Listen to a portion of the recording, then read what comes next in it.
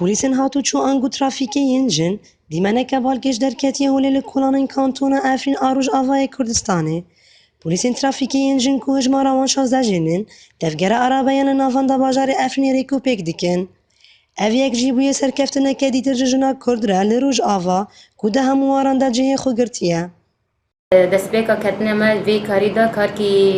zehmetî bijimara ji ber me karê xwe nas nedikir me perwerdeyê xwe dî perwerde me hekê dirêjî da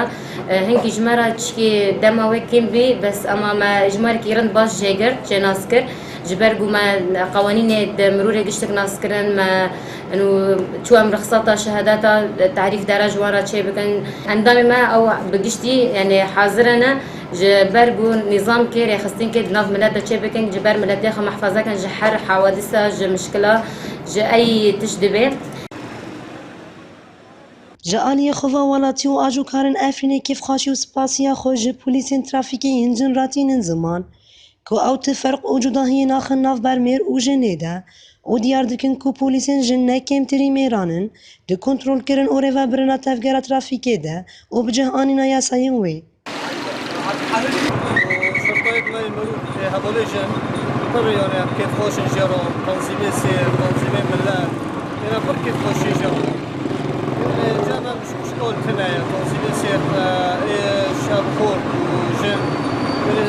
سرویس و پر که خوش جارو یعنی پر که زعاجات جمع کنن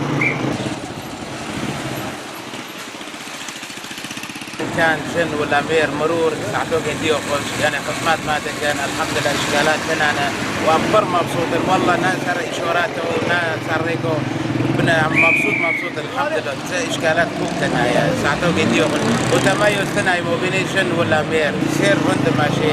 وبالنسبة حوادث دار كوك نهائيا نعم ولا باري غير اشكالات التنابي حادثة برها بين موتورة الوقيبي دار بين هذوكو حادث دار كوك تنانا الحمد لله وام بحاسين Jina Kurd li Rojavayê Kurdistanê gav bi gav cihê xwe di hemû warên civakê de digre û tekez dike ku ew ne kêmtirî mêrana û dikarê her karekî pêk bîne ku îro ew di qadên şer de berevaniyê ji ber ax û gelê xwe vedike her wiha di warên din de cî xwe îfade dike ku polîsa trafîka ya jin nimûneya vê yekê ye. Newrozî Yûsêf, NRT, Afrîn.